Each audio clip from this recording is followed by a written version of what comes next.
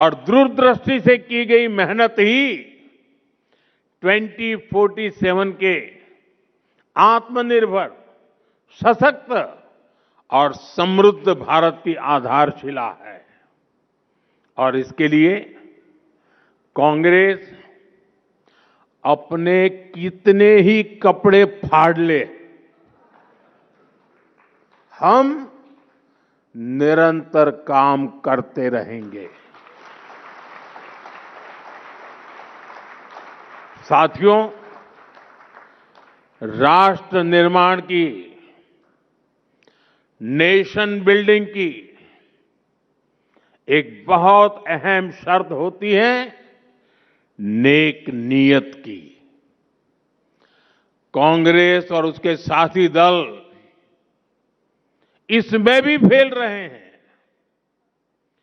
कांग्रेस और उसके साथियों ने कभी नेक नीयत के साथ काम नहीं किया।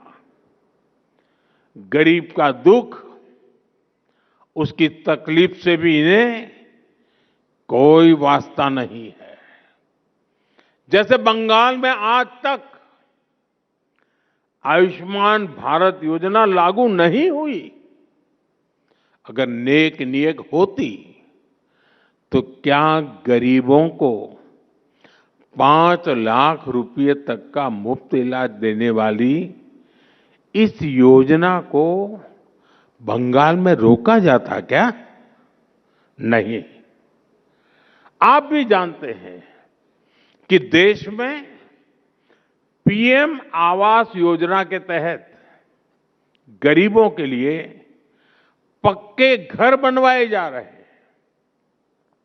नेटवर्क 18 के दर्शकों को मैं एक और आंकड़ा देता हूं। तमिलनाडु के गरीब परिवारों के लिए करीब 9.5 लाख पक्के घर अलॉट किए गए हैं। 9.5 लाख। लेकिन इनमें से 3 लाख घरों का निर्माण अटक गया है। क्यों? क्योंकि डीएमके सरकार गरीबों के इन घरों के निर्माण में दिलचस्पी नहीं दिखा रही है। इसकी वजह क्या है?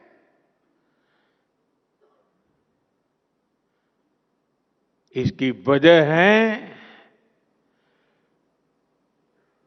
नियत नेक नहीं है। साथियों, मैं आपको एग्रीकल्चर सेक्टर का भी उदाहरण देता हूं।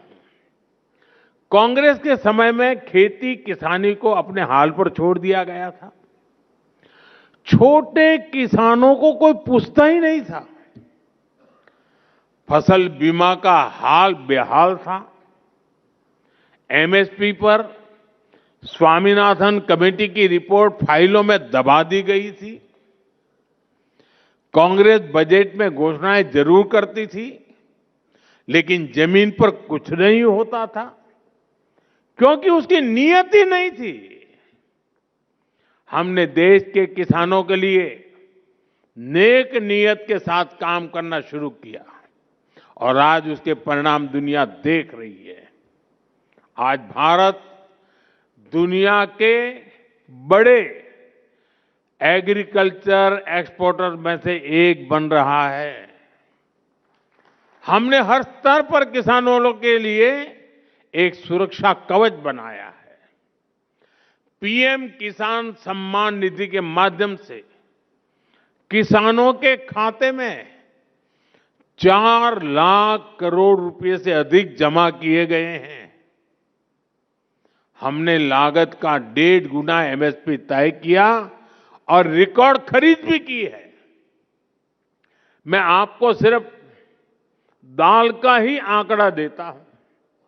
यूपीए सरकार ने 10 साल में सिर्फ 6 लाख मैट्रिक टन दाल किसानों से एमएसपी पर खरीदी। 6 लाख मैट्रिक टन। और हमारी सरकार अभी तक करीब 170 लाख मैट्रिक टन यानी लगभग 30 गुना अधिक दाल एमएसपी पर खरीद कर चुकी है। अब आप तय करिए कौन किसानों के लिए काम करता है। साथियों, यूपीए सरकार किसान क्रेडिट कार्ड के जरिए भी किसानों को मदद देने में कंजूसी करती थी। अपने 10 साल में यूपीए सरकार ने 7 लाख करोड़ रुपए का कृषि ऋण किसानों को दिया, 7 लाख करोड़ रुपीस, जबकि हमारी सरकार इससे 4 गुना अधिक यानी 28 लाख करोड़ रुपए दे चुकी है। यूपीए सरकार के दौरान जहां सिर्फ 5 करोड़ किसानों को इसका लाभ मिलता था, आज ये संख्या 2 गुने से भी अधिक करीब करीब 12 करोड़ किसानों को पहुंची है। यानी देश के छोटे किसान को भी पहली बार मदद मिली है। हमारी सरकार ने पीएम फसल बीमा योजना का सुरक्षा कवच भी किसानों को दिया। इसके तहत करीब 2 लाख करोड़ रुपए किसानों को संकट के समय मिल चुके हैं। हम नेक नियत से काम कर रहे हैं, इसलिए भारत के किसानों का आत्मविश्वास बढ़ रहा है, उनकी प्रोडक्टिविटी बढ़ रही है और आय में भी वृद्धि हो रही है। साथियों, 21वीं सदी का 1/4 हिस्सा बीत चुका है।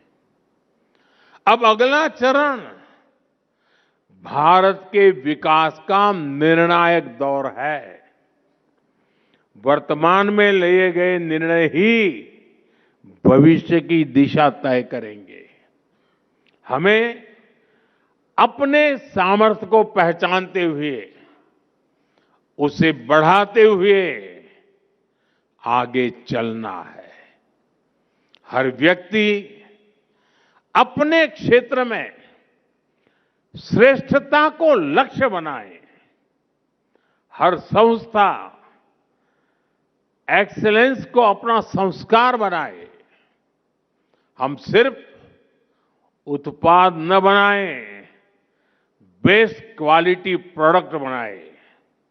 हम सिर्फ रूटीन काम न करें, वर्ल्ड क्लास काम करें। हम क्षमता को परफॉर्मेंस में बदले। मैंने लाल किले से कहा है, यही समय है, सही समय है। यही समय है भारत को नई ऊंचाइयों पर ले जाने का। एक बार फिर आप सभी को बहुत बहुत शुभकामनाएं। बहुत बहुत धन्यवाद। नमस्कार।